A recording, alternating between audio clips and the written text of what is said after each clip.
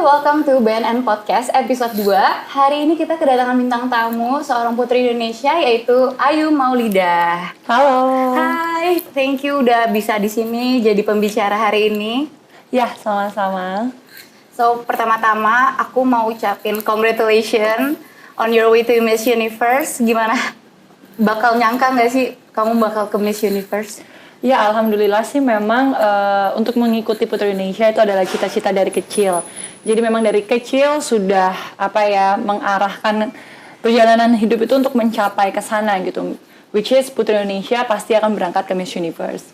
Dulu saat tahun 2017 memang sempat pernah gagal, yaitu tertunda lah ya istilahnya karena mendapatkan juara kedua di Jawa Timur. Akhirnya ikut lagi 2020 dan alhamdulillah menjadi juara pertama yaitu Putri Indonesia 2020-nya. Congratulations, keren banget. Sebenarnya aku mau tanya sedikit tentang Putri Indonesia. Kan kamu awalnya itu mewakili Jawa Timur. Nah, itu tuh sebenarnya Putri Indonesia itu memang tahapnya kamu harus stand out di Jawa Timur dulu atau kamu memang langsung digabungkan sih di Jakarta ini? Jadi pemilihan Putri Indonesia itu tergantung dari provinsinya.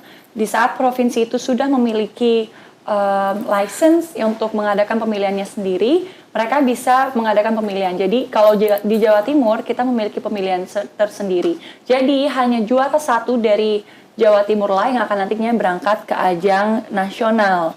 Dan tahun 2017 itu memang saya kan di first runner up ya, jadi belum bisa berangkat. Tapi selama berapa kali pun kita mencoba misalkan gagal di provinsi masing-masing, kita masih memiliki kesempatan untuk mencoba lagi sampai kita berangkat ke nasional. Kalau sudah berangkat di nasional, itu baru kita tidak bisa mengulang lagi. Wah, keren banget. Pasti perjuangannya banyak banget yang kamu korbanin sampai sekarang ya. Dan it's all worth it, right? Thank you. Oke, next aku pernah baca tentang kamu itu senang banget dengan kegiatan sosial, ya. Dan aku pernah baca kamu itu punya yayasan Senyum Desa ya. Ya. Nah, boleh nggak sih cerita sedikit tentang itu? Jadi Senyum Desa ini merupakan yayasan yang awalnya itu hanyalah perkumpulan anak-anak muda nih bersama dengan teman-teman.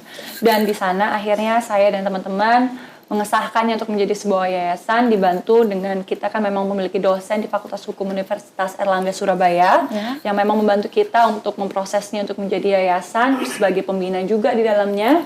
Dan dari sanalah akhirnya memang dari 2017 awalnya cuma 10 orang, 20 orang, akhirnya dengan berjalannya waktu, terlebihnya bersyukur alhamdulillah dengan saya terpilih menjadi Putri Indonesia, Senyum Desa ini lebih terekspos ya.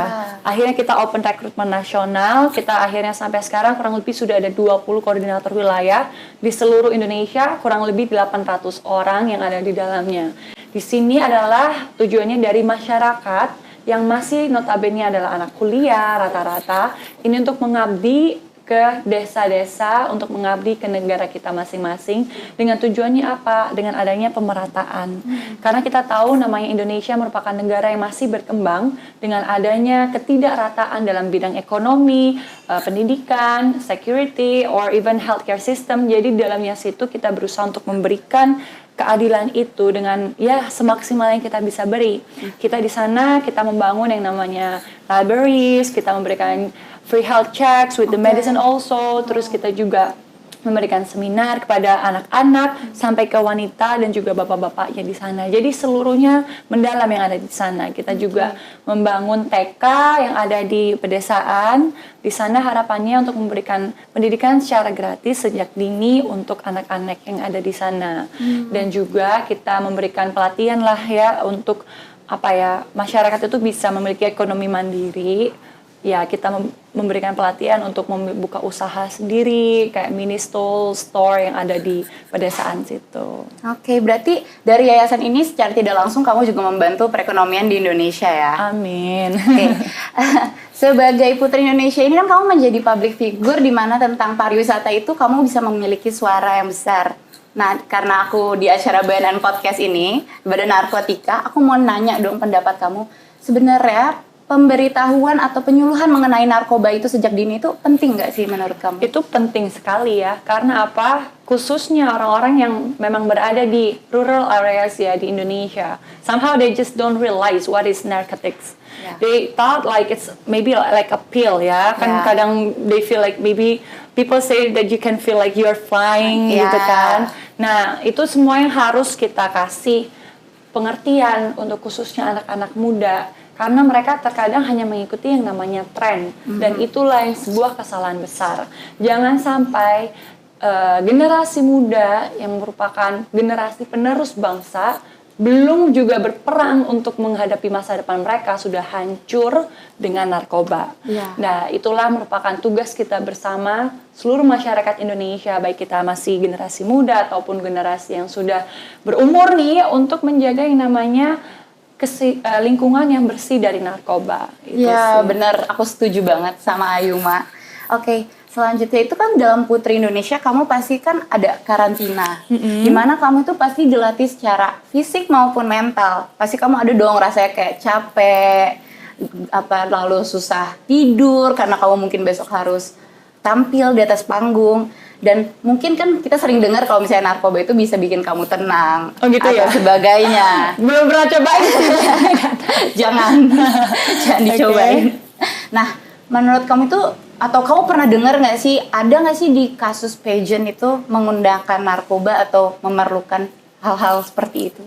So far, yang what I know, in Putri Indonesia, tentunya kita memiliki tes anti narkoba sebelum kita masuk ke babak final. Jadi sudah dipastikan seluruh finalis dari Putri Indonesia merupakan wanita-wanita yang bersih dari narkoba.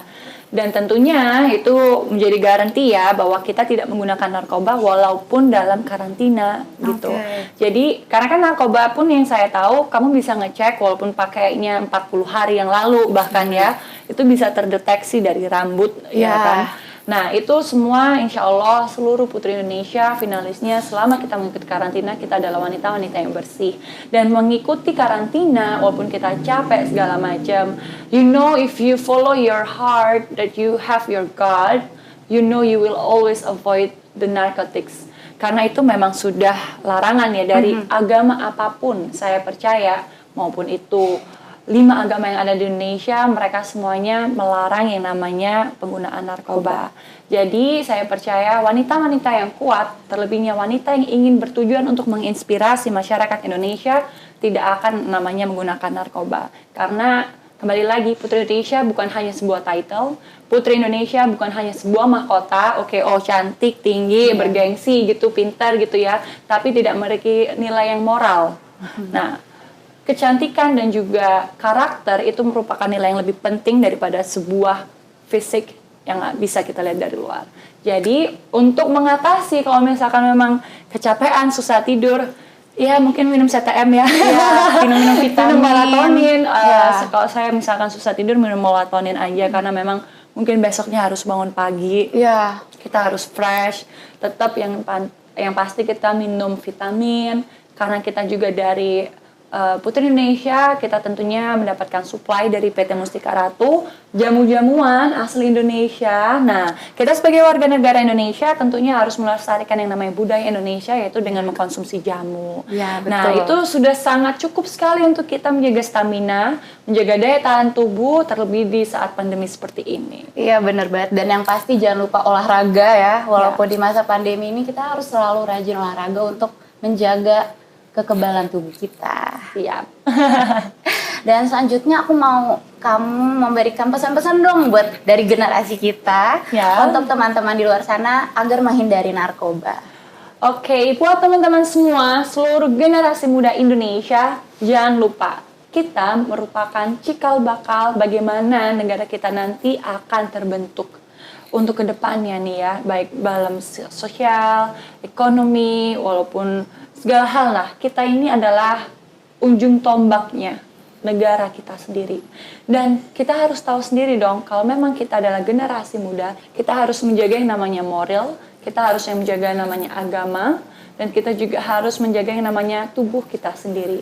Janganlah kita merusaknya dengan narkoba, karena selain itu merusak masa depan kita merusak yang namanya daily activity kita, karena itu sekali kita mencoba itu merupakan sebuah hal yang ketergantungan dan kita tidak bisa stop, tentunya hal itu sangat merusak ya. Ya. Apapun kegiatan kita pastinya tidak akan pernah bisa menjadi normal sekali kita sudah mengenal yang namanya narkoba.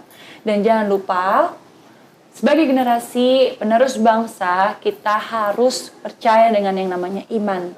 Karena iman itu sudah ditulis dalam Pancasila, dalam sila pertama yaitu adalah ketuhanan yang Maha Esa. Dan agama apapun itu melarang penggunaan narkoba. Jadi jangan pernah mendekati narkoba sedikit pun. Ya, benar banget.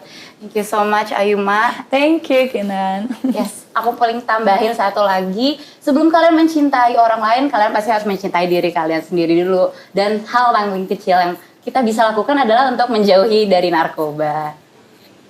So, bareng-bareng Ayuma kita lagi ada war on drugs. So, kita akan ucapin war on drugs bareng-bareng. Oke? Kayak gimana? On my count, aku bilang kayak, so, generasi muda, war on drugs, oke? War on drugs, oke. Oke.